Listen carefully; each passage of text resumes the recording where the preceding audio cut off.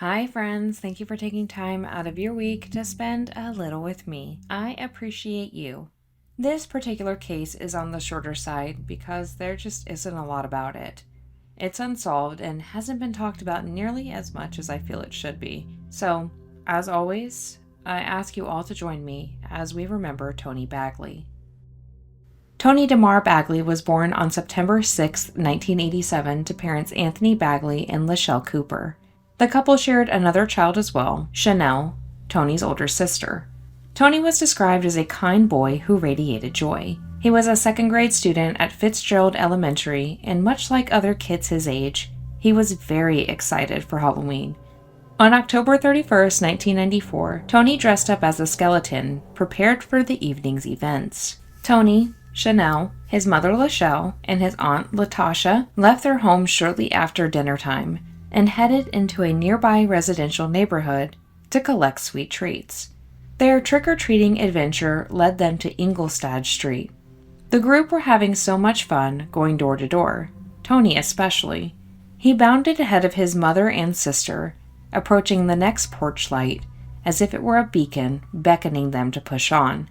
But then tragedy struck. As Tony approached the corner of the street, around 6:15 p.m., a man wearing a hooded sweatshirt ran into the street. With a semi-automatic pistol, the gunman open-fired on the Bagley family. He fired at least 10 times, with 7 of the shots striking each member of the group. 7-year-old Tony was struck in the head, 10-year-old Chanel was hit in the abdomen, 24-year-old Lachelle suffered wounds to her chest and arm, while 25-year-old Latasha was shot in the leg and ankle. All 4 victims were rushed to University Medical Center. Time was of the essence. Tony arrived in critical condition and was placed on life support. Chanel was also critical but stable, and was taken in for surgery to repair the damage done to her abdomen. Unfortunately, as a result of her injuries, doctors had to remove part of her liver. Lachelle and Latasha were also in stable condition.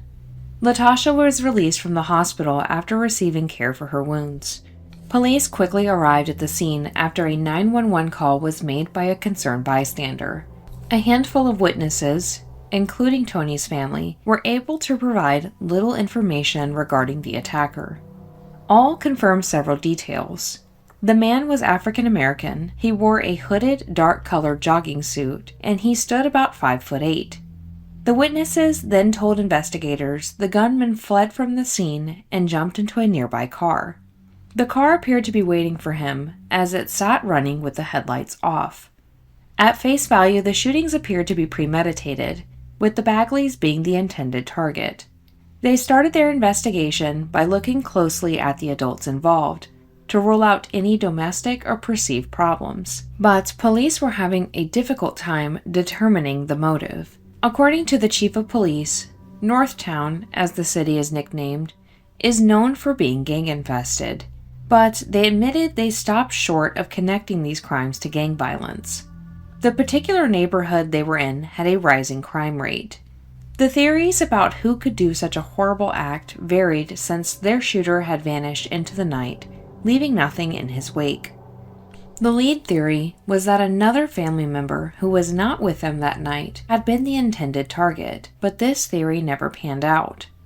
Ultimately, Lieutenant Mike Blackwell with the North Las Vegas Police Department felt the shooting may have been a retaliation for a drug deal gone bad. Sadly, on November 1st, Tony lost his life due to his injuries. The rest of the victims made a full recovery and hoped answers would soon follow. The case was frustrating for both the Bagley family and police, since they had no real leads. Police were willing to try any angle, so they went as far as to call a psychic for help. Lachelle flew out to Los Angeles, California with the detective to talk to the psychic. During their meeting, the psychic had visions of where the murder weapon was. They described an abandoned building and told police if they went there, they would have the gun.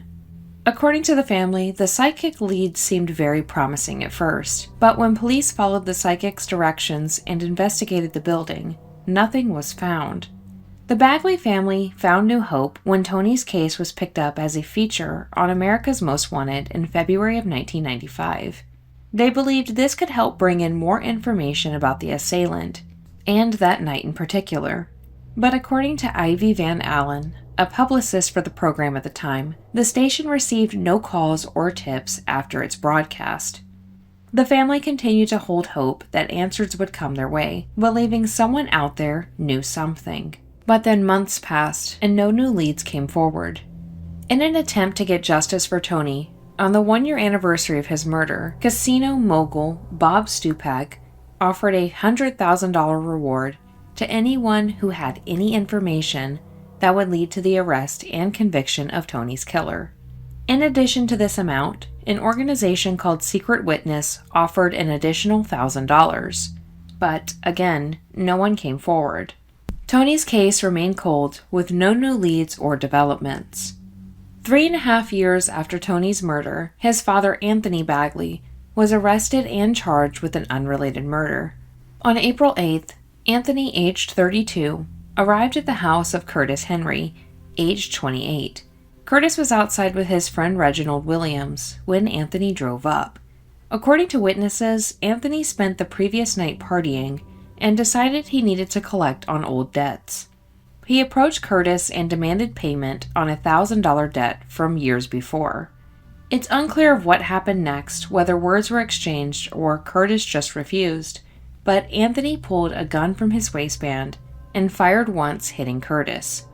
Witnesses at the scene stated Curtis ran a few feet to the side of a nearby house, where he died from his wounds. Anthony fled the scene in his friend's car, which was later found empty. He was apprehended later the same day. Anthony was charged with first-degree murder and use of a deadly weapon. He was sentenced to life with the possibility of parole. Anthony Bagley was sent to the Nevada State Prison. Per the Nevada State Prison records, he has since been paroled and is no longer an inmate at the facility. According to Tony's god-grandmother, she believed Tony's murder was drug-related and held his father responsible. Tony was laid to rest in Bunkers Eden Vale Memorial Park in Las Vegas, Nevada. According to locals, every Halloween, they remember Tony. It's tough to forget a little boy who had his life snatched away from him. After 30 years, Tony's case remains unsolved and has not generated any new leads. Police hope that one day, the clue they need will come, and Tony's family can finally have some closure. They ask that if anyone has any information about Tony's case, to contact the North Las Vegas Police Department. The number and information for this will be listed in the description of this video.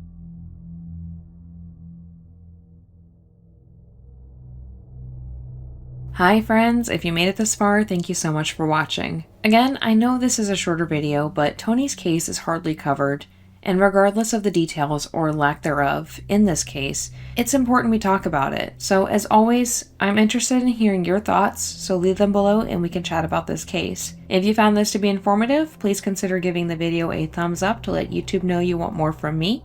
And lastly, if you're not subscribed yet, you should, because we would love to have you under the ash tree. Thank you again for giving me your time and for taking the time to hear Tony's case. 30 years is a long time, so let's hope something will eventually come to light.